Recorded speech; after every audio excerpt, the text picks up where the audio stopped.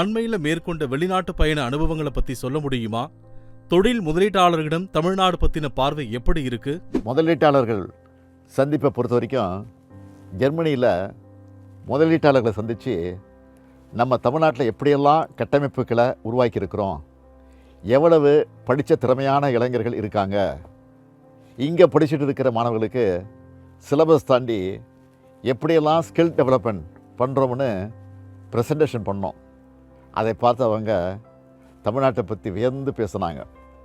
Germany நாட்டில் NRW மாநிலத்தோட தலைமை பொறுப்பில் இருக்க மினிஸ்டர் பிரசிடெண்ட்டை சந்திக்க போனப்போ அவங்க கான்வாயில் என்னை அழைத்து கொடுத்த வரவேற்பிலேயே அவங்க எந்த அளவுக்கு தமிழ்நாட்டு மீது மதிப்பு கொடுக்குறாங்கன்னு தெரிஞ்சுது.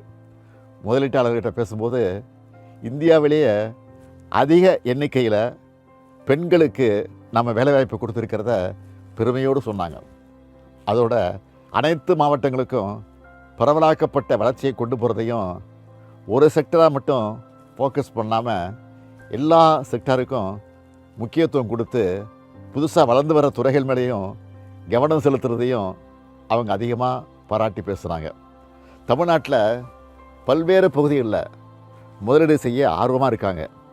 இந்த மாற்றத்தையும் வளர்ச்சியும் அடுத்த கட்டத்துக்கு எடுத்துகிட்டு போகணும்னு நான் விரும்புகிறேன். அதுக்கான தொலைநோக்கு திட்டங்களை தான் இப்போது திராவிட மாடல் அரசில் செயல்படுத்திக்கிட்டு இருக்கோம். ஆக்ஸ்போர்ட் பல்கலைக்கழகம் போனது பற்றியும் வெளிநாடு வாழ் தமிழர்களை சந்தித்தது பற்றியும் உங்களோட அனுபவத்தை பகிர்ந்துக்க முடியுமா? ஆக்ஸ்போர்ட் 1000 ஆண்டுகளுக்கு மேலே பழமையான யூனிவர்சிட்டி.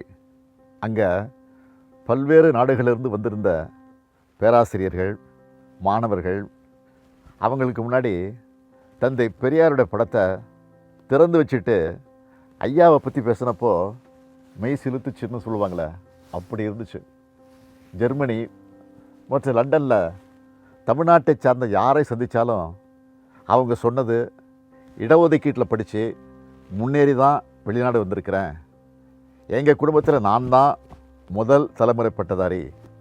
தலைவர் கலைஞர் முதல் தலைமுறை பட்டதாரிகளுக்கு கல்வி கட்டணத்தை ரத்து பண்ணது தான் நான் இந்த அளவுக்கு முன்னேறி வர காரணம்.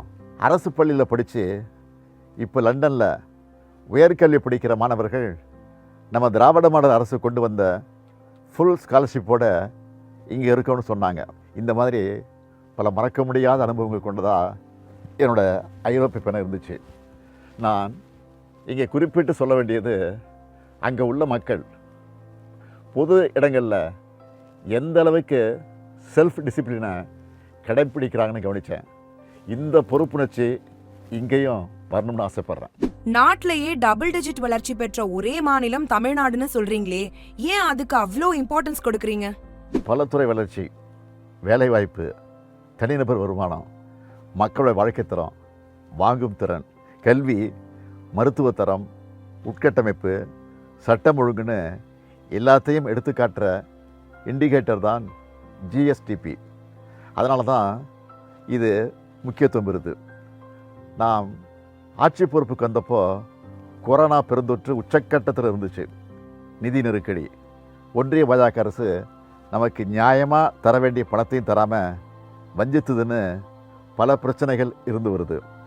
இது எல்லாத்தையும் கடந்து தான் 11.19% வளர்ச்சியை அடைஞ்சிருக்கிறோம்.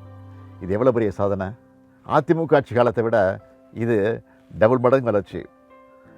4 ஆண்டுகளில் ஆவரேஜாக 8.9% வளர்ச்சியை பெற்றிருக்கிறோம். இதை ஏன் மிகப்பெரிய அச்சீவ்மெண்ட்டாக சொல்கிறோம்னா, நான் டேட்டாவோட சொல்கிறேன்.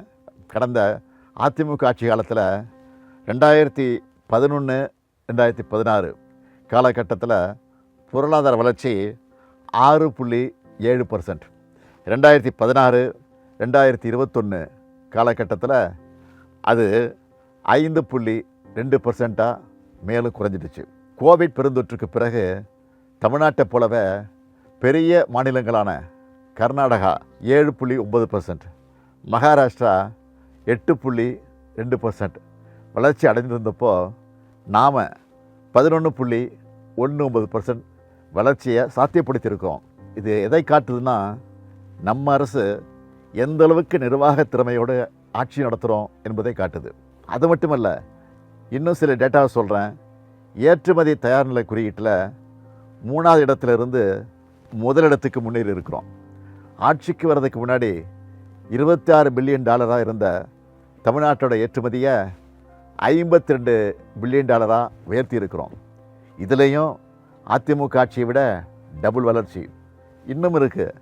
வேலைவாய்ப்பில் உற்பத்தி துறையில் மட்டும் எடுத்து பார்த்தீங்கன்னா 35 லட்சத்திலிருந்து 73 லட்சமாக உயர்த்தி இருக்கிறோம். இதுலேயும் டபுள் ஆகியிருக்கு.